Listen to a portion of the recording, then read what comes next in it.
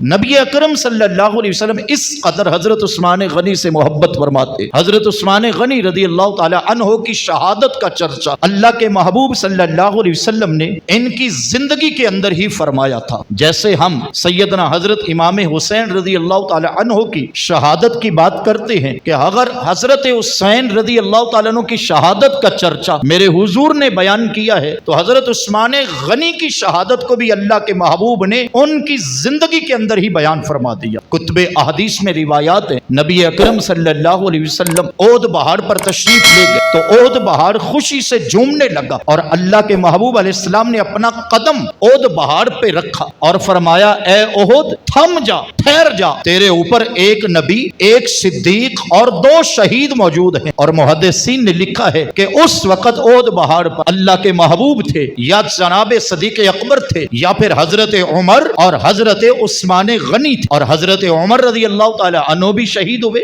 اور حضرت سیدنا عثمان غنی رضی اللہ تعالی عنہ بھی شہید ہوئے. بلکہ صحیح مسلم میں حدیث ہے اللہ کے محبوب صلی اللہ علیہ وسلم شہر مدینہ کے ایک باغ میں تشریف فرما تھے اور اس باغ کے اندر ایک ٹھنڈے پانی کا کنواں تھا. حضرت ابو موسیٰ اشعری رضی اللہ تعالی عنہ بیان کرتے ہیں اللہ کے پیارے نبی صلی اللہ علیہ وسلم کبھی کبھی اس باغ میں تشریف لاتے اور اس کنویں کے کنارے پر اس طرح تشریف فرما ہوتے کہ میرے آقا اپنے پاؤں مبارک کنویں کے اندر ٹھنڈک کے لیے ڈال دیتے اور آپ تشریف فرما تھے. باغ کے دروازے پر کسی نے دستک دی تو میں نے عرض کی یا رسول اللہ صلی اللہ علیہ وسلم کوئی آیا ہے، میں جا کر دروازہ کھول کر اس کو آنے کی اجازت دے دوں؟ تو نبی غیب دان صلی اللہ علیہ وسلم نے فرمایا اے ابو موسیٰ اشعری جاؤ، دروازے پر آنے والا ہمارا یار غار ابو بکر ہے، اس کو آنے کی اجازت بھی دے دینا، ہماری طرف سے جنت کی بشارت بھی سنا دینا. حضرت ابو موسیٰ اشعری رضی اللہ تعالیٰ عنہ کہتے میں گیا، حضرت ابو بکر کو دیکھا، میں نے دروازہ کھول دیا اور سرکار کا سلام بھی عرض کیا اور جنت کی بشارت بھی سنا دی. پھر دستک ہوئی، میں نے عرض کی حضور دروازہ کھولوں؟ فرمایا جاؤ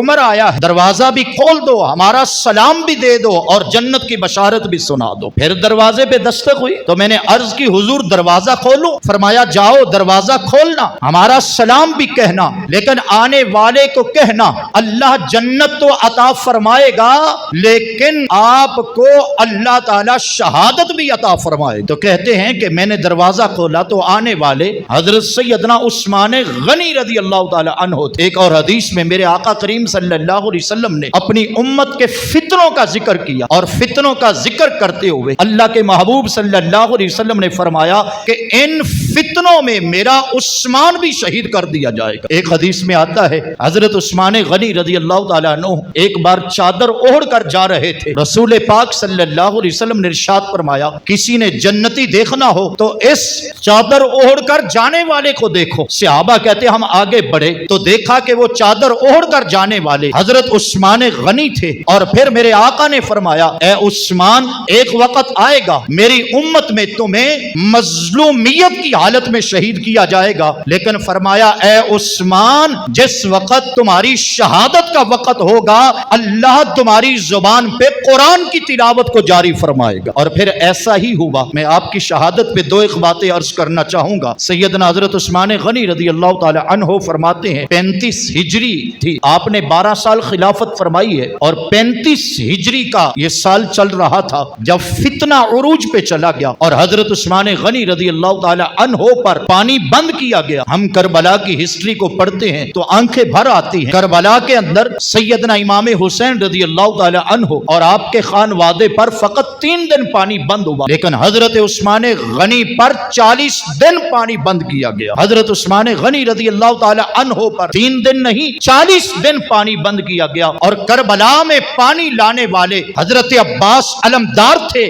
میرے عثمان غنی کے لیے پانی بھر کے لانے والے خود علی المرتضیٰ تھے. سیدنا حضرت عثمان غنی رضی اللہ تعالیٰ عنہ کہتے ہیں شب جمعہ تھی، میں رات کو تلاوت قرآن کے بعد جب سو گیا تو مقدر جاگ پڑا. میرے خواب میں میرے آقا تشریف لے آئے اور فرمایا اے عثمان صبح کی سحری اپنے گھر میں کر لینا، تمہاری افطاری کا انتظام ہم حوض کوثر پہ فرمائیں گے. حضرت عثمان غنی رضی اللہ تعالی عنہ یہ جمعہ کا دن تھا اور آپ اپنے گھر کے اندر تلاوت قرآن میں مشغول تھے. حضرت عثمان غنی رضی اللہ تعالی عنہ کی بارگاہ میں صحابہ حاضر ہوتے ہیں، اے امیر المومنین ہمیں حکم دیجئے ہم ان بلوائیوں کو پکڑ کر ان کے سر قلم کر دیتے ہیں, جو آپ کے خلاف کھڑے ہیں. حضرت عثمان غنی فرماتے ہیں ہرگز نہیں, یہ اللہ کے پیارے محبوب کا شہر ہے اور میں نہیں چاہتا کہ میری وجہ سے میرے محبوب کے شہر کا امن تباہ ہو جائے. پھر عرض کی گئی حضور اجازت تو دیجئے. دیگر بڑے بڑے صحابہ عرض کرتے حضور ہمیں اجازت دیجئے, لیکن حضرت عثمان غنی اجازت نہیں دیتے.